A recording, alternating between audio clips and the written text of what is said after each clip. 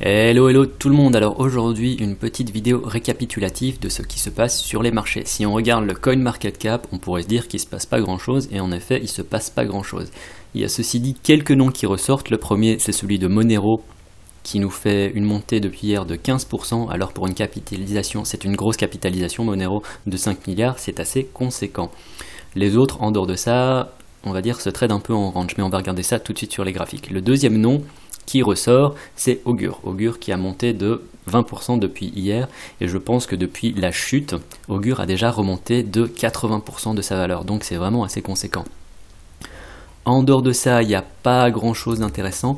Il y a quand même Syndicator qui hier nous a fait une montée, alors ici maintenant c'est indiqué 34%, mais hier c'était 120%, donc sa valeur a doublé en 24 heures, c'était assez fou. Et si on regarde sur les charts, malgré la correction qui s'en est suivie, qui était de l'ordre de 30%, voilà 31%, eh ben on peut voir qu'il est remonté et qu'il tient assez bien ses niveaux. Donc c'est très intéressant. D'autant plus que Syndicator, alors je vous fais un spoil, c'est pour ça que je vous en parle aussi, c'est que Syndicator, ça fait partie des 10 cryptos dans lesquels je vais investir en 2018. Alors je vous prépare 2 vidéos où je vous parle des fondamentaux de différentes cryptos qui se situent en dehors du top 30, et donc oui, Syndicator en fait partie. Il y a une vidéo qui est déjà prête, je vais vous la poster je pense la semaine prochaine, et l'autre viendra certainement venir s'ajouter par la suite. Je me devais aussi de vous parler un peu de ce qui se passe en ce moment sur le KuCoin Shares. Alors on peut voir que sa valeur a énormément baissé dernièrement, j'espère que personne n'est monté lorsque la valeur était à 20 $. De toute façon, je pense que je vous ai assez dit qu'il faut toujours attendre un pullback avant d'entrer sur une crypto.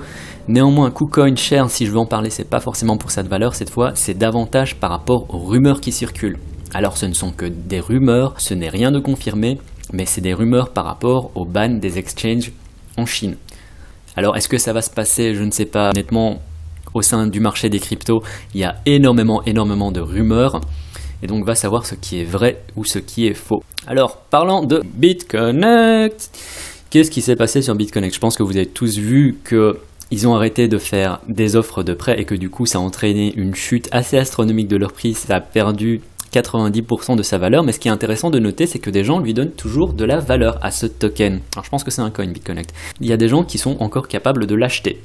Et ça c'est très intéressant, c'est que du coup, il ne faut pas oublier que même si le projet de prêt est arrêté, eh ben, il y a toujours 28 millions de tokens, en ce moment 9 millions de tokens qui sont en circulation quelque part. Et que sur HitBTC notamment, on peut voir qu'ici il y a 40% du volume qui s'est fait sur BTC, et ben qu'il y a toujours des gens qui sont assez intéressants. L'air de rien, avec BitConnect, c'est une grosse communauté qui sont assez fous pour en acheter, et à partir du moment où est-ce qu'il y a des gens qui sont capables d'acheter ou de vendre, et ben ça lui donne de la valeur, ça lui donne une certaine volatilité. Certains diront oui mais BitConnect c'est un scam, ça vaut rien du tout. Peut-être, mais il faut vous rappeler aussi ceci, Dogecoin. Dogecoin à la base c'était une blague. Alors pour rappel, Dogecoin depuis 2 ans n'a connu aucune update, et ça n'empêche pas que cette dernière année, on peut même carrément dire ce dernier mois, sa valeur a juste augmenté de manière folle. Elle est allée à un moment taper les presque 2 centimes de dollars, vous vous rendez compte? C'est un meme coin, c'est une blague, et les gens continuent à acheter ou à vendre parce que ça les fait marrer, parce qu'ils trouvent qu'il y a peut-être une valeur intrinsèque, et c'est la même chose pour ce qui est de BitConnect, pour ce qui est de KuCoin. Enfin, en fait, c'est valable pour toutes les cryptos en général. Une crypto n'a de la valeur que parce que des gens lui donnent de la valeur. Donc à ce niveau-là, il faut se rappeler ceci, et BitConnect, donc, même si la plateforme d'échange n'existe plus, on va dire la plateforme de prêt n'existe plus, ben le token est toujours là, donc en fait BitConnect n'est pas tout à fait mort, c'est assez intéressant pour être noté. Alors parlons un peu du Bitcoin, parce que finalement c'est ça qui nous intéresse. On peut voir qu'en ce moment il se trade, alors je vais prendre plutôt ça sur Bitfinex, on peut voir qu'il est en ce moment au sein de ce triangle symétrique qui pourrait autant casser vers le haut que vers le bas. Ceci étant dit, s'il vient casser vers le bas, ce n'est pas trop important dans le sens où on a une zone de support ici, et que tant qu'on tient ce support, qu'on vient remonter ensuite vers le haut, et ben ça pourrait créer la formation d'un double bottom, et un double bottom c'est véritablement une figure chartiste très bullish. Donc ça c'est une chose. Si on vient casser vers le bas, eh ben ne vous inquiétez pas. Si on vient casser vers le haut, eh ben tant mieux. Si on vient trader en range, on trade en range. Donc dans tous les cas sur Bitcoin, je suis pas inquiet. On va dire le seul bémol que j'ai, c'est que sur le daily, on n'a pas véritablement de grosses barres vertes qui viennent nous monter la valeur du Bitcoin. Néanmoins, ce genre de grosse barre verte, ça arrive de temps en temps avec un délai, comme par exemple ici. Et dans ce cas-là, on peut voir que la grosse barre verte a été suivie de 4 grosses barres rouges. Donc c'est pas forcément non plus ce qu'on veut voir. Mais donc ça, c'était pour le Bitcoin. Je pense qu'il n'y a pas trop matière à s'inquiéter. Ce que je voudrais voir éventuellement, c'est une montée des prix pas trop conséquente non plus, parce que sinon les alts vont en souffrir, mais peut-être à la manière de ce que fait en ce moment Monero. Peut-être que Monero est annonciateur de ce qui va se passer sur le marché, ce n'est pas sûr, mais on peut voir qu'ici il a cassé justement sa résistance et qu'il a monté de quand même 11%, ce qui n'est pas négligeable.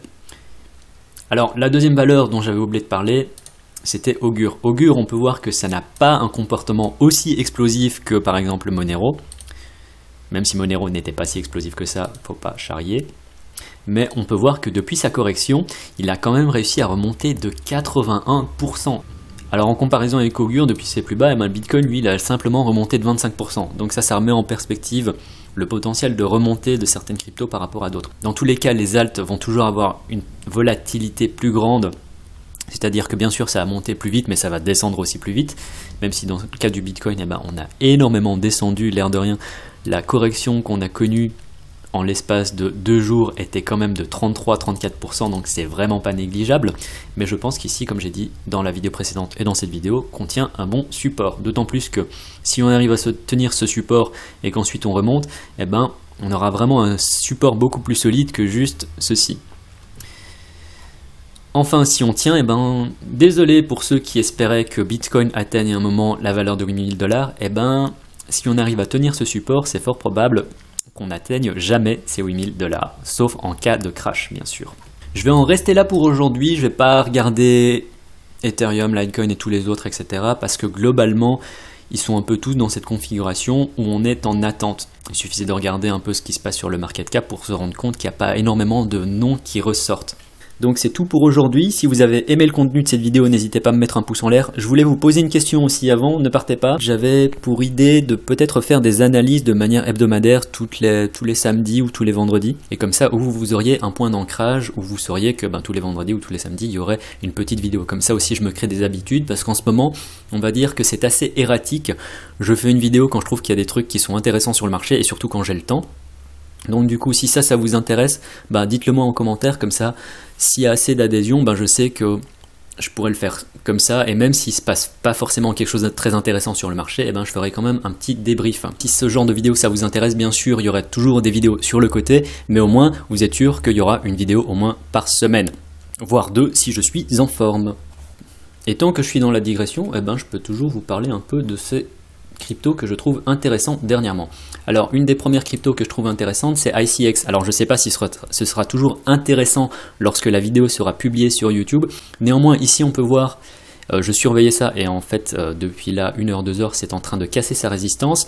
Et aussi Icon, parce que Icon c'est ICX, ici c'est son plus haut historique, donc elle est pas très loin. Et une fois qu'on vient casser cette résistance, puis cet ancien sommet ici, on est simplement vers la zone des plus hauts historiques et on peut encore venir monter beaucoup plus haut. Donc voilà, ça c'est un peu la crypto du moment. Bien sûr, pour rappel, ce ne sont nullement des conseils financiers, c'est simplement mon avis, je trouve ça assez intéressant.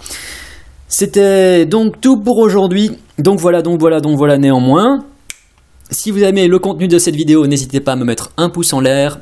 Si vous avez des questions dans les commentaires, n'hésitez pas aussi à me dire dans les commentaires si la vidéo hebdomadaire vous plairait. C'était Vers la crypto-richesse. Tchuss.